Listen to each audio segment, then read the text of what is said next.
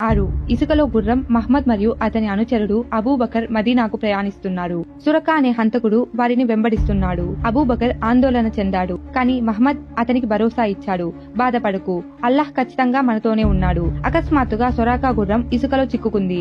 దాని కాళ్ళు చిక్కుకున్నాయి. హంతకుడు తన గుర్రాన్ని విడిపించుకోగలిగాడు. అతను వెంబడించడం తిరిగి ప్రారంభించడానికి ప్రయత్నించినప్పుడు గుర్రం మళ్లీ చిక్కుకుంది. ఇసుక నుండి పొగ పైకి లేచింది. ఇది దైవిక చిహ్నాన్ని సూచిస్తుంది. కాబట్టి సొరాకా వెంబడించడం మానేయాలని నిర్ణయించుకున్నాడు. 7. మహ్మద్ చేతుల నుండి నీరు ప్రవహిస్తుంది. మహ్మద్ అనుచరులలో దాదాపు 300 మంది జవ్రా అనే ప్రదేశంలో గుమికూడారు. ప్రార్థనా సమయం అయింది.